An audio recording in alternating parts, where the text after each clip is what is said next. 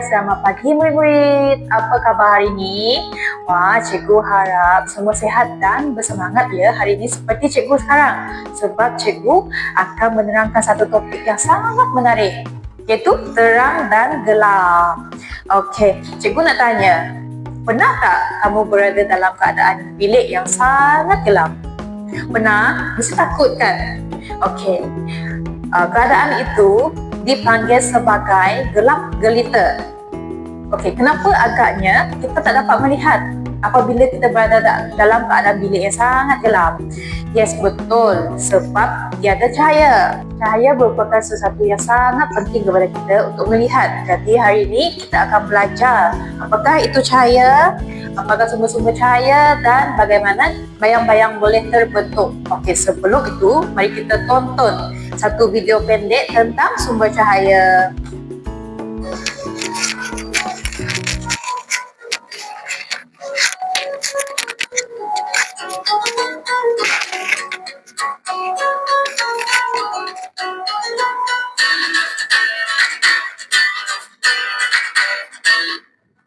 Hari ini kita akan belajar mengenai sumber cahaya. Tahukah anda, bumi kita mengalami fenomena siang dan malam. Pada waktu siang, keadaannya terang. Keadaan yang terang itu membolehkan kita melakukan pelbagai aktiviti dan dapat melihat dengan jelas. Keadaan gelap pada waktu malam pula menyukarkan kita untuk melakukan pelbagai aktiviti. Bolehkah kita menjadikan keadaan yang gelap menjadi terang? Ya, mestilah boleh. Bagaimana caranya? Kita boleh menjadikan keadaan yang gelap menjadi terang dengan pelbagai sumber cahaya. Sumber cahaya yang utama ialah matahari, lampu dan juga api. Cahaya dari matahari ialah sumber cahaya semula jadi. Matahari membekalkan cahaya kepada semua hidupan di bumi. Sumber cahaya lampu kebanyakannya perlu menggunakan bateri atau kuasa elektrik.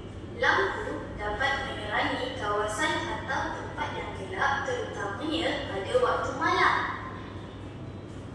Contoh-contoh lampu ialah seperti lampu jalan, lampu pedaflor, lampu meja, lampu tidur, lampu kenderaan dan juga lampu sulur. Sumber cahaya api terhasil apabila adanya pembakaran menggunakan minyak atau bahan api yang lain.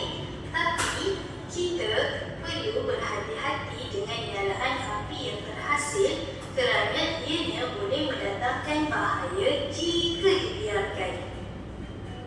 Contoh-contoh api ialah seperti unggun api, lilin, obor, pelita, pemetik api dan bunga api. Baik, mari kita sebut semula sumber-sumber cahaya yang telah kita pelajari. Matahari, lampu seperti lampu jalan, lampu pedaflor, lampu tidur, lampu kenderaan, lampu sulur dan lampu meja. Sumber api pula seperti unggun api, lilin, obor, pelita, pemetik api dan bunga api. Baiklah, cikgu akan menerangkan sumber cahaya semula jadi dan sumber cahaya buatan. Yang pertama, sumber cahaya semula jadi, di mana cahaya yang datang secara semula jadi dari alam. Yang pertama, matahari, unggun api, bintang dan kilat. Baiklah, seterusnya sumber cahaya buatan, di mana cahaya yang dibuat oleh manusia menggunakan tenaga. Yang pertama, botol. Kedua, bunga api level menyala dan mendidih. Cikgu akan bagi satu set gambar sumber cahaya semula jadi dan sumber cahaya buatan sebagai kerja rumah ataupun tugasan di rumah nanti. Untuk murid-murid sediakan satu buku scrap mini. Okey?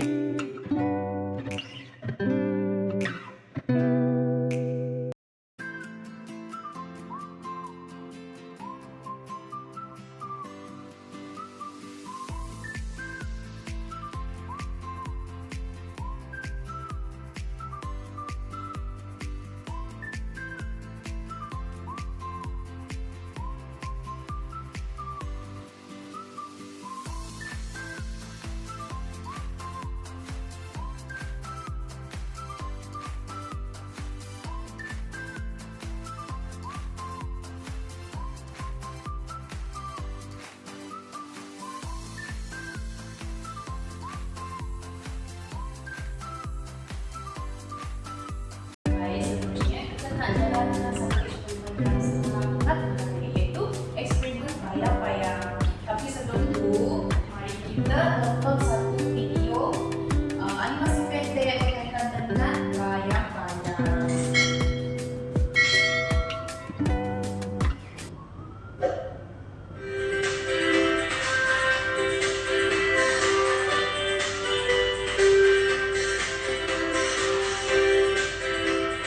Assalamualaikum. Nak belajar apa hari ni?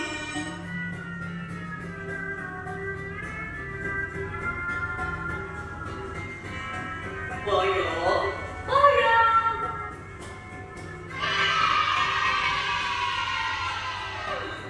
Bagaimana bayang-bayang boleh terbentuk? Bayang-bayang terhasil apabila cahaya dihalang oleh objek. Tengok tu, ada cahaya. Oh, ultraviolet sebagai objek menghalang cahaya dan terhasillah bayang-bayang. Kedudukan objek untuk menghasilkan bayang-bayang. Bayang-bayang apa ni? Oh, bayang-bayang dinosaur. Apabila objek menghalang cahaya, maka terhasillah bayang-bayang. Jika kedudukan objek tidak menghalang cahaya, maka bayang-bayang tidak terhasil. Saiz bayang-bayang. Jika objek berada dekat dengan cahaya, maka bayang-bayang yang besar akan terhasil. Jika objek jauh daripada cahaya, maka bayang-bayang kecil terhasil. Kejelasan bayang-bayang. Mula-mula, kita uji menggunakan kertas tebal. Kertas tebal menghalang cahaya. Lihat, ada bayang-bayang yang jelas.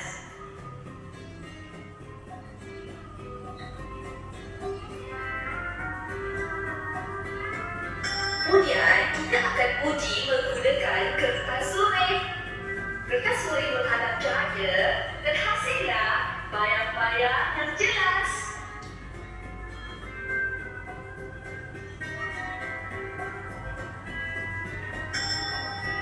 Akhir sekali, kita menggunakan plastik jordik. Plastik jordik menghalang cahaya dan lihat. Apa tu? Oh, bayang-bayang plastik jernih. Tetapi bayang-bayang kelihatan kurang jelas. Baiklah, kita sini cikgu ada 3 bahan untuk kita buat eksperimen yang sangat menarik. Yang pertama buku, yang kedua file, dan yang ketiga kertas plastik yang jernih. Okey, cikgu akan edarkan setiap kumpulan 3 bahan yang utama ni untuk buat eksperimen dan juga akan diberikan dengan lampu suruh sekali ya. Baik, cikgu akan memberikan kamu masa lebih kurang 3 minit untuk siapkan setiap eksperimen ini.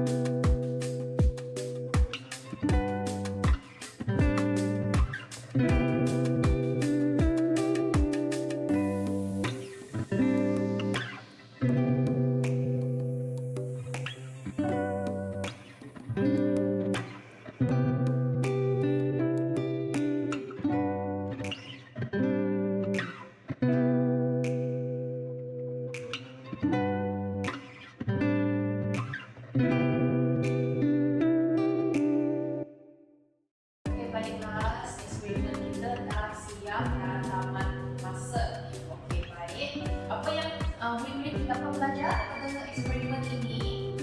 Okey, baik, bagus.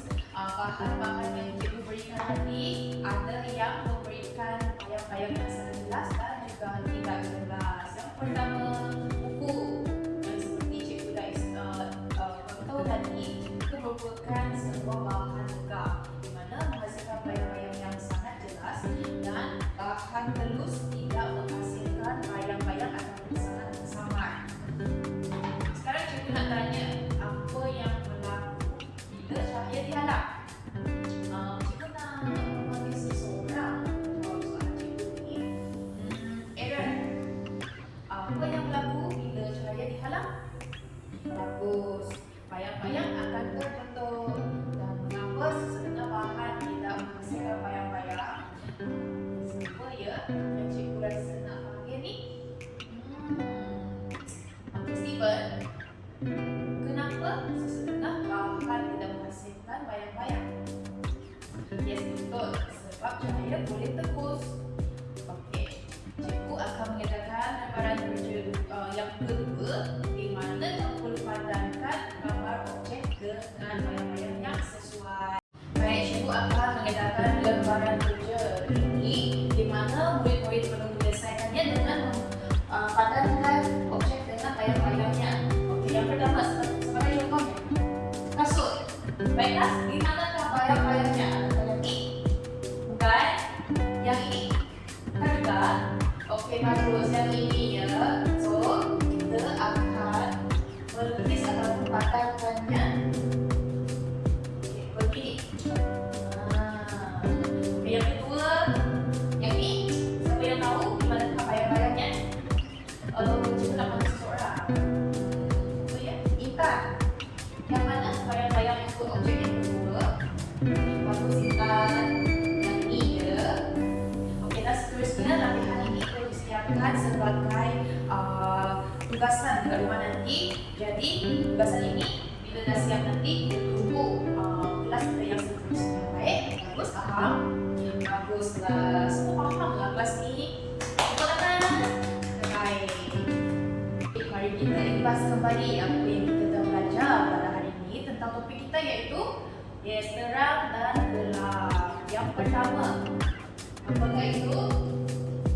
Apa itu cahaya? Yang kedua, apakah sumber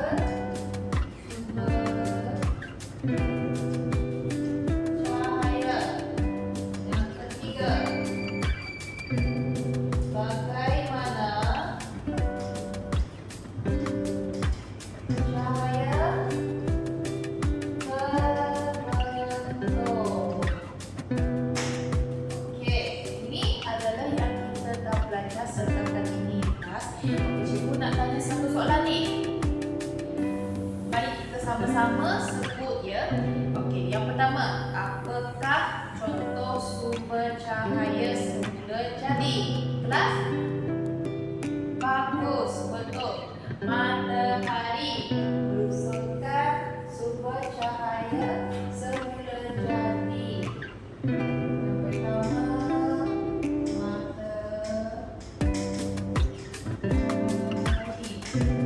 semula jadi.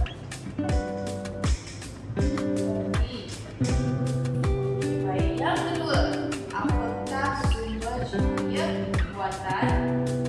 Bagus. Yang kedua, lilin.